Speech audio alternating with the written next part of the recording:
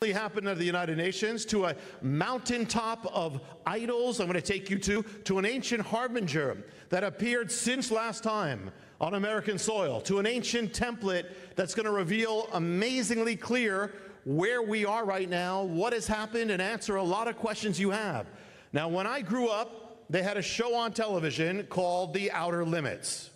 How many people remember that? Oh my goodness. In love, I say this, you're old.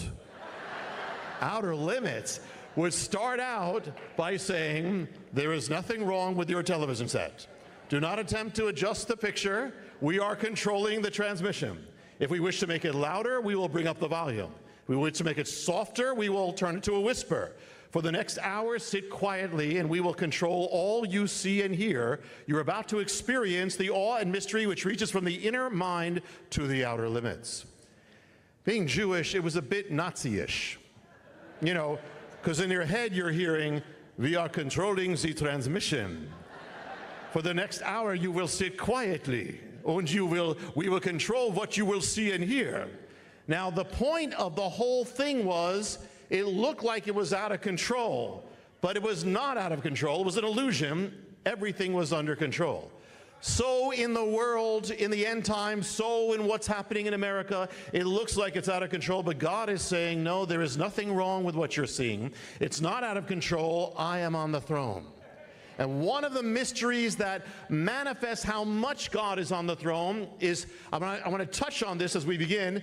We spoke of the mystery of the Shemitah. You might think it's over since we passed the last one, which, by the way, was the worst year in Wall Street in exactly 7 years from the last Shemitah. It was the worst all-around year for money in 78 years since the Great Depression.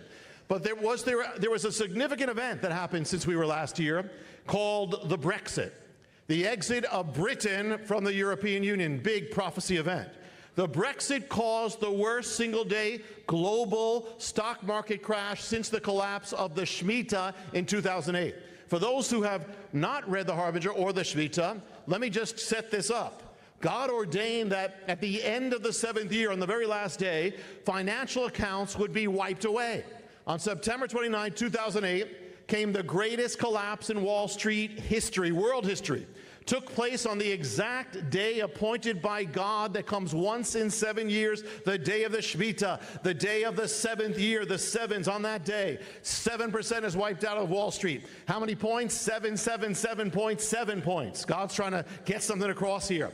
Closing bell, 777.77. If you take that moment of the closing bell, stock market on the day appointed by God, greatest collapse, and go back in the past by 7 years, 777, back in the past, 7 years, 7 days, 7 hours. Where does it take you? 7 years from that moment takes you back to 4 p.m. September 17th. 7 biblical Hebrew years takes you to the exact day. September 17th, 4 p.m. is the closing bell of the other greatest stock market crash that happened also on the day of the Shemitah, exactly 7 years apart, biblically down to the day, down to the hour, down to the second.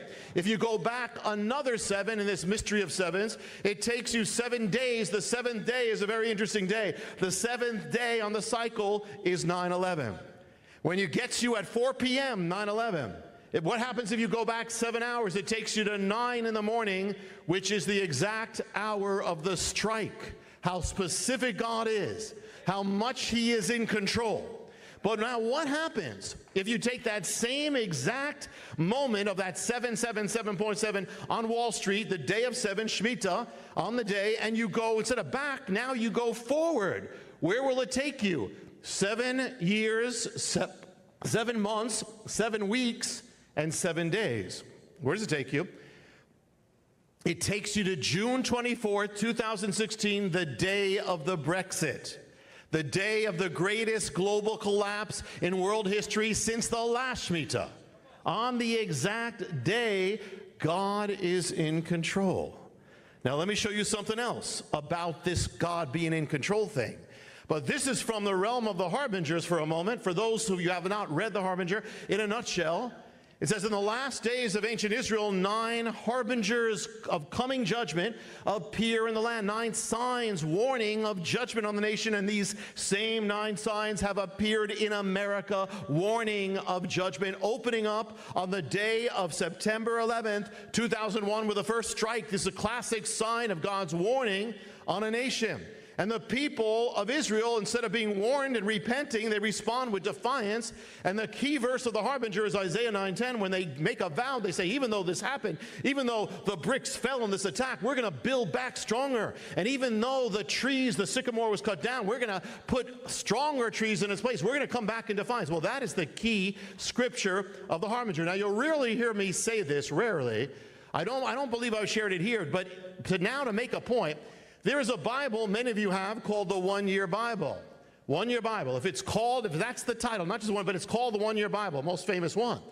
Every day of the year, there is a scripture appointed for every day of your year.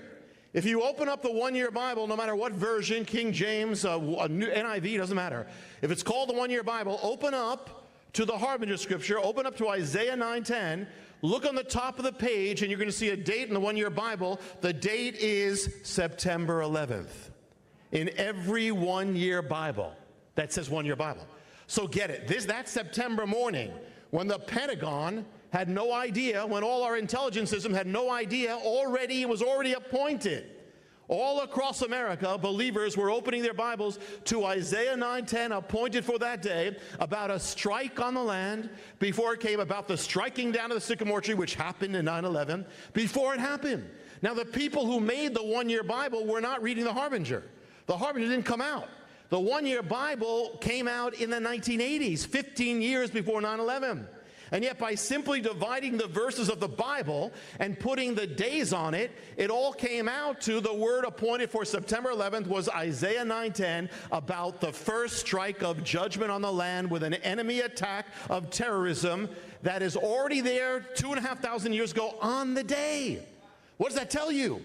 If any event seemed out of control, it was that event on that September morning. Yet even there, it's in the One-Year Bible, telling you that even when that all's out of control, the terrorists are not in control, the enemies of God are not in control, the enemy's not in control, but God is in control of all things.